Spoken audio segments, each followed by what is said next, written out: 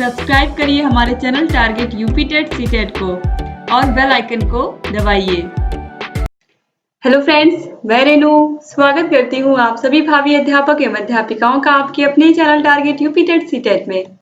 दोस्तों, आपका first subject है वर्तमान भारतीय समाज एवं प्रारंभिक शिक्षा। इसके अंतर्गत हम लोग पढ़ रहे थे चैप्टर नंबर 4। चैप्टर नंबर 4 में है भारतीय एवं पाश्चात्य विचारकों के शैक्षिक विचार। दोस्तों, इस चैप्टर में हम लोगों ने प्रमुख रूप से जो भारतीय शैक्षिक विचारक थे और जो पाश्चात्य शैक्षिक विचारक थे, भारतीय शैक्षिक विचारों में सबसे पहले महात्मा गांधी, स्वामी विवेकानंद, रविंद्रनाथ टैगोर, इसके अलावा जीजूभाई बधेका, इन सभी विचारकों के बारे में पढ़ा। साथ ही साथ जो पाश्चात्य विचारक हैं, चाहे रूसो हो, मारिया मॉन्टेसरी, फ्रॉवेल, जॉन ड्यूबी, इन सभी के विषय में हमने डिस्कस किया था जब हमने बहुविकल्पीय क्वेश्चंस पढ़े थे। और आज के इस वीडियो में हम सभी अति लघुत्तरीय क्वेश्चंस को देखने वाले हैं इस चैप्टर के। तो उम्मीद करती हूँ कि आप लोग बिल्कुल एक्साइटेड होंगे आज की भी इस वीडियो को पढ़ने के लिए, क्योंकि जो कल की वीडियो थी वो भी बहुत ही अच्छी थी और आप लोगों ने अच्छे से प्यारे प्यारे कमेंट्स भी किए हैं। तो चलिए दोस्तों, हम स्टार्ट करते हैं अति लघुत्तरीय क्वेश्चंस को। अति लघुत्तरीय क्वेश्चंस क्वेश्चन नंबर 31 से स्टार्ट है। तो हम क्वेश्चन नंबर 31 से देखने वाले हैं। क्वेश्चन नंबर 31 है, स्वामी विवेकानंद का जन्म कब और कहाँ हुआ था? दोस्तों, भारत की अमर विभूति स्वामी विवेकानंद जी का जन्म 12 जनवरी 1863 को कोलकाता में हुआ था। स्वामी विवेकानंद जी किसी भी परिचय के मोहताज नहीं है। इन्होंने रामकृष्ण मिशन की भी स्थापना की थी। ये क्वेश्चन भी कल आप लोगों ने बहुविकल्पी क्वेश्चंस में देखा था। और स्वामी विवेकानंद जी हमारे देश के एक महान विभूति तो है ही, जो कि हमेशा अमर रहेंगे हमारे जीवन में। इन्होंने जो भी शिक्षाएं दी हैं वो बहुत ही महत्वपूर्ण है। इन्होंने ही दोस्तों सबसे पहले ये चीज कहा था कि स्कूलों में केवल और केवल पढ़ाई नहीं बल्कि बच्चों को के खेल पर भी ध्यान देना चाहिए, बच्चों को खेल कूद और एक्टिविटीज भी करानी चाहिए। और जो चीजें आज के समय में शिक्षा में लागू होनी चाहिए, ये सब चीजें इन्होंने बहुत पहले बता दी थी। और इन्होंने वेदों की शिक्षा पर भी जोर दे दिया था। तो इस तरीके से जो स्वामी विवेकानंद जी थे, इन्होंने जो शिकागो में भाषण दिया था वो तो आज तक कोई भी भूल नहीं पाया है, क्योंकि इन्होंने बहुत ही अच्छे से सभी लोगों को भाइयों और बहनों कह करके संबोधित किया था। और इस तरीके से इन शब्दों का प्रयोग आज से पहले किसी ने नहीं किया था। तो स्वामी विवेकानंद जी हमारे देश के एक बहुत ही बड़े देशभक्त थे। साथ ही साथ ये एक अमर विभूति हैं और हमेशा अमर रहेंगे हमारे दिलों में। आगे बढ़ते हैं। क्वेश्चन नंबर 32 है, स्वामी विवेकानंद के माता पिता का नाम क्या था? दोस्तों, स्वामी विवेकानंद जी के माता पिता का नाम, सबसे पहले पिता का नाम देखते हैं, श्री विश्वनाथ दत्त, और माता का नाम श्रीमती भुवनेश्वरी देवी था। क्वेश्चन नंबर 33 है, स्वामी विवेकानंद जी की दो रचनाएं लिखिए। दोस्तों, स्वामी विवेकानंद जी की दो रचनाएं हैं, हिंदू धर्म और स्वाधीन भारत। क्वेश्चन नंबर 34 है, स्वामी विवेकानंद के शिक्षा दर्शन को स्पष्ट कीजिए। दोस्तों, स्वामी विवेकानंद के अनुसार शिक्षा का अर्थ केवल उन सूचनाओं से नहीं है जो बालकों के मस्तिष्क में बलपूर्वक ठूसी जाती हैं, बल्कि स्वामी विवेकानंद जी के अनुसार यदि शिक्षा का अर्थ सूचनाओं से होता तो पुस्तकालय संसार के सर्वश्रेष्ठ संत होते तथा विश्वकोश ऋषि बन जाते। स्वामी विवेकानंद के अनुसार शिक्षा उस सन्निहित पूर्णता का विकास है जो मनुष्य में पहले से ही विद्यमान है। यानी कि शिक्षा मनुष्य के अंदर निहित शक्तियों का ही एक बाहरी आवरण है। यानी कि जो शिक्षा है वो मनुष्य के अंदर जो कमियां होती हैं उनको दूर करती है, उसे एक बेहतर इंसान बनाती है। यही कहना था स्वामी विवेकानंद जी का। क्वेश्चन नंबर 35, स्वामी विवेकानंद के अनुसार शिक्षा के दो उद्देश्य लिखिए। स्वामी विवेकानंद जी के अनुसार शिक्षा के दो उद्देश्य हैं, पूर्णता को प्राप्त करने का उद्देश्य और नैतिक तथा आध्यात्मिक विकास का उद्देश्य। क्वेश्चन नंबर 36 की तरफ बढ़ते हैं। रविंद्रनाथ टैगोर का जन्म कब और कहाँ हुआ था? दोस्तों, रविंद्रनाथ टैगोर जी का जन्म 19वीं शताब्दी के उत्तरार्ध में 6 मई सन 1861 को जोड़ा सांको, कलकत्ता के सम्मानित परिवार में हुआ था।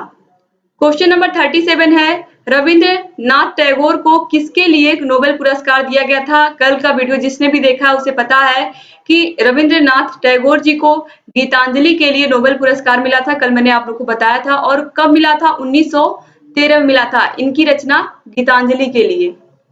क्वेश्चन नंबर 38 है, शांति निकेतन का दूसरा नाम क्या है? शांति निकेतन का दूसरा नाम विश्व भारती है। ये बहुत ही इंपॉर्टेंट क्वेश्चन है दोस्तों, आप याद रखिएगा, चाहे शांति निकेतन कहिए चाहे विश्व भारती कहिए, दोनों का मतलब एक ही है। और शांति निकेतन की स्थापना किसने की थी? रविंद्रनाथ टैगोर जी ने की थी। क्वेश्चन नंबर 39 है, महात्मा गांधी का जन्म कब और कहाँ हुआ था? महात्मा गांधी का जन्म 2 अक्टूबर 1869 को काठियावाड़ गुजरात के पोरबंदर नामक स्थान पर हुआ था। तो आप याद रखिएगा। क्वेश्चन नंबर 40 है, महात्मा गांधी का पूरा नाम? महात्मा गांधी जी का पूरा नाम मोहनदास करमचंद गांधी था। आप में से बहुत सारे लोगों को इसका आंसर पता भी रहा होगा पहले से। क्वेश्चन नंबर 41 है, महात्मा गांधी के माता पिता का नाम लिखिए। दोस्तों, महात्मा गांधी के पिता का नाम करमचंद गांधी था, जो राजकोट में दीवान थे, तथा इनकी माता का नाम पुतली बाई था। क्वेश्चन नंबर 42 है, बेसिक शिक्षा का अर्थ स्पष्ट कीजिए। दोस्तों, बेसिक शिक्षा का अर्थ है बालकों का उनके वास्तविक जीवन से जोड़ते हुए आधारभूत ज्ञान और कौशलों को प्रदान करना, जिससे वह अपने आप को वास्तविक जीवन के लिए तैयार कर सके। बहुत ही अच्छी चीज यहाँ पर लिखी हुई है दोस्तों, कि बच्चों को ऐसी चीजों को समझाना, ऐसी चीजों को पढ़ाना जो उनके दैनिक जीवन में उनको काम आएंगी। आपने हाई स्कूल पास कर लिया, इंटरमीडिएट पास कर लिया, लेकिन आपके जीवन में कोई कठिनाई आ गई, तो आपको संघर्ष करना पड़ रहा है, आपको पता नहीं कि आपको कैसे अपना रास्ता निकालना है, आपको कैसे अपनी मंजिल पानी है। तो इसके लिए आपको एक बेहतर टीचर चाहिए, जो आपको जीवन में आने वाली समस्याओं से भी पहले ही अवगत कराए, क्योंकि किताबी ज्ञान हमेशा काम नहीं आता है। तो जो जीवन में आधारभूत ज्ञान है, टीचर्स को वो भी बच्चों को देना चाहिए, ताकि जब वो अपने वास्तविक जीवन में जाएं तो उन्हें किसी प्रकार की कोई समस्या ना हो, क्योंकि जीवन भर तो आप पढ़ाई करोगे नहीं। ठीक है, आगे है क्वेश्चन नंबर 43, डॉक्टर राधाकृष्णन का जन्म कब और कहाँ हुआ था? दोस्तों, डॉक्टर राधाकृष्णन का जन्म तमिलनाडु के तिरुतनी ग्राम में, जो तत्कालीन मद्रास से लगभग 64 किलोमीटर की दूरी पर स्थित है, 5 सितंबर 1888 को एक ब्राह्मण परिवार में हुआ था। और इन्हीं के जन्म दिवस के अवसर पर हम लोग 5 सितंबर को शिक्षक दिवस मनाते हैं। क्वेश्चन नंबर 44 है, डॉक्टर राधाकृष्णन के माता पिता का नाम बताइए। दोस्तों, डॉक्टर राधाकृष्णन के पिता का नाम सर्वपल्ली वीरास्वामी और माता का नाम सीतम्बा था। क्वेश्चन नंबर 45 है, गिजू भाई का जन्म कब और कहाँ हुआ था? गिजू भाई का जन्म 15 नवंबर सन 1885 ईस्वी को गुजरात के चित्तल गांव में हुआ था। क्वेश्चन नंबर 46 है, गिजू भाई के माता पिता का नाम बताइए। दोस्तों, गिजू भाई के पिता का नाम श्री भगवान जी बधेका एवं माता का नाम श्रीमती काशी बा था। क्वेश्चन नंबर 47 है, गिजू भाई का पूरा नाम लिखिए। गिजू भाई का पूरा नाम गिरिजा शंकर भगवान जी बधेका था। इसके बाद क्वेश्चन नंबर 48 है, गिजू भाई की 2 रचनाएं लिखिए। दोस्तों, गिजू भाई की 2 रचनाएं हैं, जिनमें पहला है दिवा स्वप्न, ये बहुत ही फेमस रचना है इनकी। इसके बाद दूसरा है दोस्तों प्राथमिक शाला में भाषा शिक्षा, ये दोनों इनकी फेमस रचनाएं हैं, और ये दोनों ही आप लोगों ने कल बहुविकल्पी क्वेश्चंस में देखा भी था। क्वेश्चन नंबर 49 है, सा विद्या या विमुक्तये का अर्थ बताइए। सा विद्या या विमुक्तये का अर्थ है मनुष्य को जो मुक्ति दिलाए वही विद्या है। क्वेश्चन नंबर 50 है, टैगोर को किस धारणा में विश्वास था? दोस्तों, टैगोर को सत्यम शिवम सुंदरम की धारणा में विश्वास था, और सत्यम शिवम सुंदरम आदर्शवाद को मानता था। 2016 में ये क्वेश्चन पूछा गया है। क्वेश्चन नंबर 51 की तरफ आते हैं, टैगोर ने शांति निकेतन विद्यालय की स्थापना कब और कहाँ की? दोस्तों, टैगोर ने शांति निकेतन विद्यालय की स्थापना सन 1901 में कलकत्ता में की थी। दोस्तों, अगर आप एक चीज देखोगे, कलकत्ता में जब हमारा देश आजादी की तरफ था, उस समय जो कोलकाता था, जो पश्चिम बंगाल की राजधानी है कलकत्ता, पश्चिम बंगाल में बहुत अधिक देशभक्त हुए। आपने यहीं पर देखा, गुरुदेव रविंद्रनाथ टैगोर जी, इसके अलावा स्वामी विवेकानंद जी, बहुत सारे हमारे जो देशभक्त थे वो कोलकाता के, पश्चिम बंगाल के थे। तो जो पश्चिम बंगाल था वो कहीं ना कहीं हमारे देश में राष्ट्रभक्ति का हब बन रहा था, और वहां से हमेशा देश को आजाद कराने की चिंगारी बार बार निकल रही थी। इसीलिए अंग्रेजों ने सबसे पहले बंगाल का बंटवारा किया था 1905 में, क्योंकि जो बंगाल था, अगर वास्तव में बंटवारा ना किया गया होता तो बंगाल एक बहुत ही बड़ी शक्ति के रूप में उभरता। वहां से जो देशभक्त लगातार ये कोशिश कर रहे थे कि हमारे देश को जल्द से जल्द आजाद करा लिया जाए, और सच में ऐसा ही होता, लेकिन अंग्रेजों ने बहुत ही चालाकी से 1905 में बंगाल का बंटवारा कर दिया। तो इस तरीके से दोस्तों आप लोगों ने देखा कि जो कलकत्ता है, यहाँ से बहुत सारे, या पश्चिम बंगाल जो हमारे देश का एक राज्य है, यहाँ से बहुत सारी विभूतियां निकली हैं। क्वेश्चन नंबर 52 है स्वामी विवेकानंद के बचपन का नाम लिखिए। दोस्तों स्वामी विवेकानंद के बचपन का नाम नरेंद्र नाथ दत्त था और ये भी देखिए 2016 में पूछा हुआ क्वेश्चन है।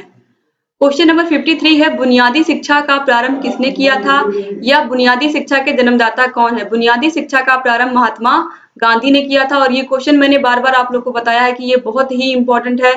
2016 में भी पूछा गया है, 2019 में भी पूछा गया है। बुनियादी शिक्षा नाम ही महात्मा गांधी जी ने इसको दिया था। तो जैसे ही बुनियादी शिक्षा आती है तो आपके दिमाग में तुरंत महात्मा गांधी जी आने चाहिए। ठीक है, वैसे भी महात्मा गांधी तो कभी भूलने वाले नहीं है क्योंकि महात्मा गांधी हमारे देश के राष्ट्रपिता हैं। इसके अलावा वो सभी नोटों पर छपे हुए मिलते हैं आप लोगों को। ठीक है, तो इसलिए वैसे भी नहीं भूलने वाले हैं। चलिए आगे बढ़ते हैं। क्वेश्चन नंबर 54 है रविंद्रनाथ टैगोर द्वारा दी गई परिभाषा का आशय अपने शब्दों में लिखिए। 2017 में पूछा हुआ क्वेश्चन है। इन्होंने शिक्षा को किस रूप में बताया है, शिक्षा आखिर में वास्तव में क्या होती है, तो इसको हम आज देखते हैं टैगोर जी ने क्या कहा है। सर्वोच्च शिक्षा वही है जो संपूर्ण सृष्टि से हमारे जीवन का सामंजस्य स्थापित करती है। इनके अनुसार वास्तविक शिक्षा वह है जो उपयोगी वस्तुओं की वास्तविक प्रकृति जानने और उनके उपयोग करने तथा उनसे वास्तविक जीवन की रक्षा करने में सहायता करती है। यदि हम गुरुदेव द्वारा प्रस्तुत शिक्षा की इन दो परिभाषाओं को बारीकी से देखें समझे तो स्पष्ट होता है कि गुरुदेव शिक्षा को इस भौतिक जीवन की तैयारी और आध्यात्मिक जीवन की प्राप्ति दोनों का साधन मानते थे। आज संसार के अधिकतर शिक्षा शास्त्री इसी मत के हैं। यानी कि इन्होंने क्या माना था, इन्होंने माना था कि जो शिक्षा होती है वो भौतिक जीवन की तैयारी होती है। यानी कि जो हमारा जीवन है जिसमें हम जी रहे हैं ये एक भौतिक समाज है, आप बोल सकते हैं भौतिक जीवन है हमारा, जिसमें हमें सभी लोगों से सामाजिक संबंध बना करके रखने होते हैं और हमें एक नियम के साथ ही अपने जीवन को चलाना होता है, अपने जीवन का निर्वहन करना होता है। तो इस तरीके से इन्होंने बहुत ही अच्छे से बताया कि हमें अपने जीवन को सही दिशा में चलाने के लिए शिक्षा की बहुत अधिक आवश्यकता होती है। ठीक है, तो अब हम आगे बढ़ते हैं। क्वेश्चन नंबर 55 है बालकों को बाल देवो भव की संज्ञा किसने दी। ये क्वेश्चन भी कल मिला था वो विकल्पीय क्वेश्चंस में। बाल देवो भव किसने कहा था, गिजुभाई बधेका जी ने कहा था। क्वेश्चन नंबर 56 है प्लेटो की दो रचनाएं। दोस्तों प्लेटो की दो रचनाएं हैं और ये दोनों ही राजनीति से संबंधित हैं, द रिपब्लिक तथा द लॉज। क्वेश्चन नंबर 57 है प्लेटो की किस पुस्तक में शिक्षा राज्य व राजनीति के संबंध में विचार संग्रहित हैं। प्लेटो का द रिपब्लिक ग्रंथ साहित्य का एक उत्कृष्ट नमूना है जिसमें शिक्षा राज्य व राजनीति के संबंध में विचार संग्रहित हैं। क्योंकि इसमें शिक्षा के बारे में भी बताया गया है इसीलिए आपको द रिपब्लिक किसने लिखा है ये आपको जानना बहुत जरूरी है। तो प्लेटो ने लिखा है। प्लेटो का जन्म कहाँ हुआ था, प्लेटो का जन्म एथेंस में हुआ था। क्वेश्चन नंबर 59 है बिना संगीत के पहलवान हिंसक पशु होगा और बिना व्यायाम के संगीतज्ञ कायर व्यक्ति होगा। यह कथन किसका था दोस्तों, बिना संगीत के पहलवान हिंसक पशु होगा और बिना व्यायाम के संगीतज्ञ कायर व्यक्ति होगा, यह कथन प्लेटो का था। क्वेश्चन नंबर 60 है रूसो का जन्म कहाँ हुआ था। रूसो का जन्म इटली के जिनेवा नगर में 28 जून सन 1712 ईस्वी में एक गरीब घड़ी साज पिता के घर में हुआ था। क्वेश्चन नंबर 61 है रूसो की मृत्यु कब हुई थी। दोस्तों रूसो की मृत्यु 2 जुलाई सन 1778 ईस्वी को हुई थी। क्वेश्चन नंबर 62 है रूसो का आधुनिक शिक्षा में वही स्थान है जो प्लेटो का प्राचीन शिक्षा में था। यह कथन किसका है दोस्तों, यह कथन रस्क का है। इसके बाद क्वेश्चन नंबर 63 है जॉन ड्यूबी के अनुसार शिक्षा का क्या अर्थ है। जॉन ड्यूबी के अनुसार शिक्षा अनुभवों के निरंतर पुनर्निर्माण एवं पुनर्संगठन की एक प्रक्रिया है। यानी कि इनके कहने का मतलब है कि जीवन में आप जो भी गलतियां करते हो उससे कुछ ना कुछ सीखते जाते हो, फिर अपने आप को आप बिल्डअप करते हो। मतलब आप अगर बहुत टूट चुके हो तो फिर से आपको अपने आप को जोड़ना पड़ता है, फिर से आपको लड़ना पड़ता है, फाइट करना पड़ता है और फिर आगे बढ़ना पड़ता है। तो इस तरीके से ये जॉन ड्यूबी के अनुसार शिक्षा थी और इन्होंने भी बहुत ही अच्छे से शिक्षा को व्यक्त किया है। क्वेश्चन नंबर 64 है फ्रॉवेल का पूरा नाम लिखिए। दोस्तों फ्रॉवेल का पूरा नाम है फ्रेडरिक विल्हेम ऑगस्ट। ठीक है, फ्रॉवेल आप देख सकते हैं फ्रॉवेल का पूरा नाम एक बार फिर से फ्रेडरिक विल्हेम ऑगस्ट फ्रॉवेल। तो ये इनका पूरा नाम था लेकिन हम इनको फ्रॉवेल शॉर्ट नेम से ही जानते हैं, इनके सर नेम से ही। क्वेश्चन नंबर 65 है फ्रॉवेल का जन्म कब और कहाँ हुआ था। फ्रॉवेल का जन्म 21 अप्रैल 1782 ईस्वी में जर्मनी के थुरेनियन वन के ओवरसीज गांव में हुआ था।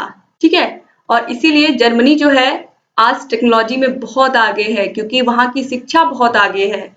वहां पर बच्चों पर कोई प्रेशर नहीं होता हमारे देश की तरह कि हाँ जो भी चीजें बच्चे को किसी भी तरीके से पढ़ना उसको एक सरकारी नौकरी लेनी, ऐसी सोच वहां पर नहीं। वहां पर आपका बच्चा जिस भी फील्ड में जाना चाहता है, अगर उसको इंजीनियर बनना है तो इंजीनियरिंग में जाए, अगर उसको फोटोग्राफी करनी है तो वो फोटोग्राफर बनेगा, अगर उसको टेक्नोलॉजी में इंटरेस्ट है तो वो टेक्नोलॉजी वाले फील्ड में जाएगा, और उसको डॉक्टर बनना डॉक्टर बनेगा। तो इस तरीके से वहां पर बच्चों को इसी तरीके से इसी माइंड से बच्चों का पालन पोषण होता है।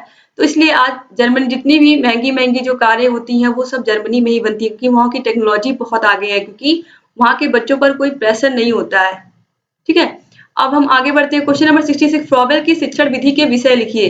फ्रॉबेल ने अपनी शिक्षण विधि में प्रमुख रूप से खेल विधि को विशेष महत्व प्रदान किया है। आप सभी लोग को पता है, खेल के माध्यम से शिशु अधिक रुचि एवं स्वतंत्रता पूर्वक सीखते हैं। फ्रॉबेल ने शिशु को आत्मक्रिया के द्वारा सीखने, सहयोग एवं विभिन्न खिलौनों इत्यादि के माध्यम से खेल खेल में शिक्षा प्राप्त हो, इसके लिए फ्रॉबेल ने खेल विधि प्ले वे मेथड को अपनी शिक्षा पद्धति में विशेष स्थान दिया। आप सभी लोगों को पता है कि किंडरगार्टन विधि किसने दी है, फ्रॉबेल ने दी है। तो खेल विधि को फ्रॉबेल ने बहुत अधिक महत्व दिया है, और आज भी आपको किंडरगार्टन विद्यालय मिलेंगे जर्मनी में। बच्चों के विद्यालय को हम किंडरगार्टन के नाम से ही जानते हैं। आगे है क्वेश्चन नंबर 67, फ्रॉबेल की किन्हीं दो प्रमुख रचनाओं के नाम लिखिए।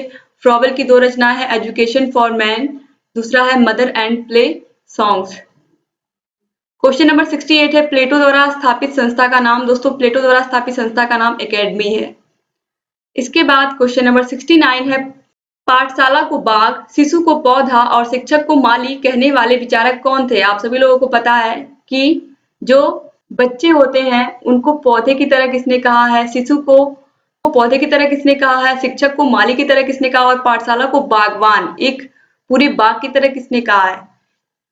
तो ये कहा है फ्रॉबेल ने। ठीक है, तो इस तरीके से आप याद रखिएगा, 2017 में भी ये भी क्वेश्चन पूछा गया है कि जो किंडरगार्टन होता है इसका नाम ही गार्डन है, यानी कि इसमें पाठशाला को हम बाग समझते हैं, शिशु को पौधा और शिक्षक को माली। जिस तरीके से माली पौधे को पानी डालता है, खाद डालता है, धीरे धीरे पौधे की केयर करता है, वो बड़ा होता है, उसी तरीके से एक शिक्षक को भी बच्चे का ख्याल रखना चाहिए, बच्चे के पोषण का ख्याल रखना चाहिए, बच्चे की पढ़ाई का ख्याल रखना चाहिए, बच्चा किस चीज में इंटरेस्ट ले रहा है उसको देखना चाहिए।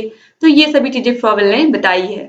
क्वेश्चन नंबर 70 है, प्रश्न शिक्षण विधि के जनक कौन है। दोस्तों, प्रश्न शिक्षण विधि के जनक सुकरात हैं, जिसे हम कहते हैं प्रश्नोत्तर विधि, यानी कि सुकरात।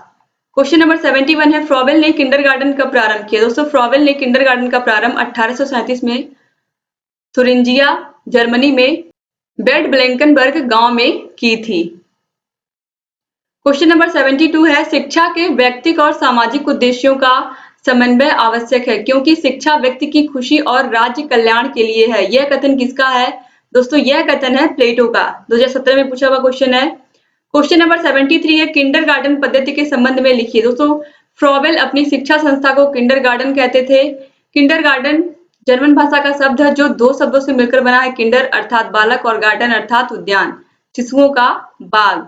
फ्रॉबेल ने अपने किंडरगार्टन को बाग, शिक्षक को माली एवं बालकों को पौधा की संज्ञा दी है। फ्रॉबेल का यह मानना था कि विकास क्रम में बालक तथा पौधे एक समान होते हैं, अतः शिक्षक को माली बनकर प्रेम एवं स्नेह के जल से उन्हें सींचना चाहिए, जिससे बालकों का संपूर्ण विकास हो सके। फ्रॉबेल का यह विश्वास था कि जिस प्रकार एक पौधे का प्रस्फुटन बीज के अंदर होता है, ठीक इसी प्रकार बालक का विकास उसके भीतर से होता है। क्वेश्चन नंबर 74 है, फ्रॉबेल की शिक्षा पद्धति में मातृ तथा उपहार से क्या आशय है। दोस्तों, फ्रॉबेल की शिक्षा पद्धति में मातृ तथा उपहार प्रयोग की जाने वाली सामग्री एवं साधन है जो शिशु को आत्मक्रिया के द्वारा सीखने के अवसर प्रदान करता है। क्वेश्चन नंबर 75 है, चार प्रमुख पाश्चात्य विचारकों के नाम लिखिए। दोस्तों, चार प्रमुख पाश्चात्य विचारक हैं, रूसो, प्लेटो, फ्रॉबेल और मॉन्टेसरी।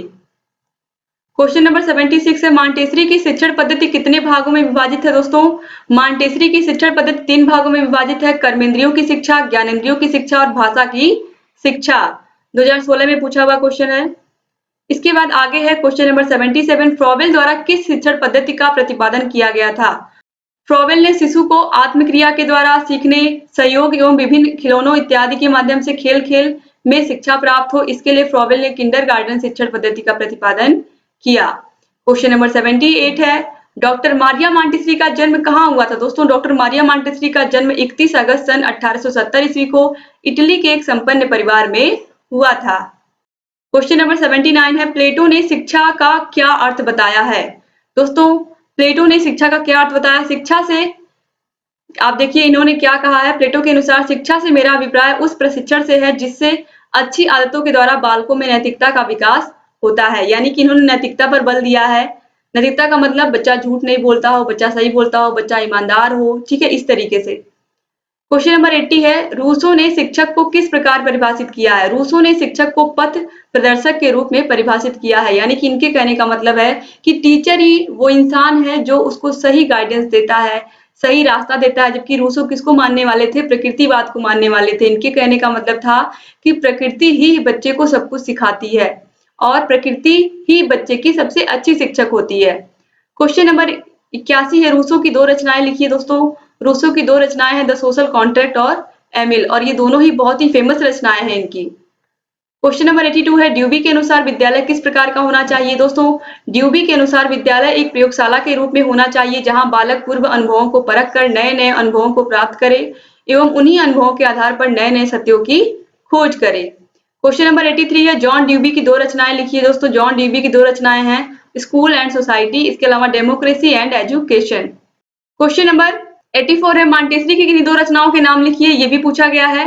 तो the Montessori method, the discovery of child. दोनों ही बहुत ही इजी है याद रखने में और ये क्वेश्चन एग्जाम में पूछे भी गए हैं, इसलिए बहुत ही महत्वपूर्ण है आप लोगों के लिए। क्वेश्चन नंबर 85 है दोस्तों, गांधी जी द्वारा प्रतिपादित शिक्षा की परिभाषा लिखिए। दोस्तों, गांधी जी के अनुसार सच्ची शिक्षा वह है जो बालकों की आत्मिक, बौद्धिक और शारीरिक क्षमताओं को उनके अंदर से बाहर प्रकट एवं उत्तेजित करती है। दोस्तों, इस तरीके से जितने भी क्वेश्चन थे यहाँ पर अति लघु उत्तरी, ये भी मैंने कंप्लीट करा दिए। तो आपका चैप्टर नंबर 4 कंप्लीट हो गया, भारतीय एवं पाश्चात्य विचारकों के शैक्षिक विचार। तो इस तरीके से ये पूरा चैप्टर आज यहाँ पर खत्म हुआ। दोस्तों, उम्मीद करती हूँ कि आपको सभी क्वेश्चंस अच्छे लगे होंगे और मैक्सिमम क्वेश्चंस के आंसर आप लोगों को पता रहे होंगे। तो आप लोग प्लीज कमेंट करके दोस्तों जरूर बताइएगा कि आप लोगों के कितने क्वेश्चन बिल्कुल सही हुए हैं, और जितने क्वेश्चन सही हुए होंगे दोस्तों आप लोग प्लीज उसको काउंट करके कमेंट बॉक्स में लिख दीजिएगा। और आप लोग दोस्तों ऐसे ही लगातार हमारे वीडियोस को देखते हुए रहिए, और अगर अभी तक चैनल को सब्सक्राइब नहीं किया तो दोस्तों तुरंत सब्सक्राइब कर दीजिए, क्योंकि अगर आप चैनल को सब्सक्राइब नहीं करेंगे और बेल आइकन को नहीं प्रेस करेंगे तो आपको जो आने वाली वीडियोस है हमारे चैनल पर वो समय से नहीं मिल पाएंगी और आप समय से वीडियोस को नहीं देख पाएंगे। तो बहुत जरूरी है कि सब्सक्राइब के साथ साथ आप बेल आइकन को भी प्रेस कर दीजिए। तो दोस्तों, वीडियो में शुरू से लेकर के अंत तक बने रहने के लिए आप सभी का बहुत बहुत धन्यवाद। उम्मीद करती हूँ कि आपके लिए ये वीडियोस यूजफुल होंगे और आप सभी फ्रेंड्स को भी अपने इसको जरूर शेयर करते होंगे। और ऐसे ही लगातार हमारे चैनल से बने रहिए, सभी वीडियोस को देखते हुए रहिए, और आपको सभी विषयों के प्लेलिस्ट की लिंक इस वीडियो के नीचे डिस्क्रिप्शन बॉक्स में मिल जाएगी। इससे पहले की भी जितनी वीडियोस हमने बनाई है आपको सभी की प्लेलिस्ट की लिंक डिस्क्रिप्शन बॉक्स में मिल जाएगी। साइड में आई बटन पर भी आप क्लिक करके सभी वीडियोस को देख सकते हैं। तो दोस्तों, मिलते हैं नेक्स्ट वीडियो में, तब तक अपना ख्याल रखिएगा, आप लोग अपने परिवार का ख्याल रखिएगा और ऐसे ही हमारे वीडियोस को देखते रहिएगा। जय हिंद दोस्तों।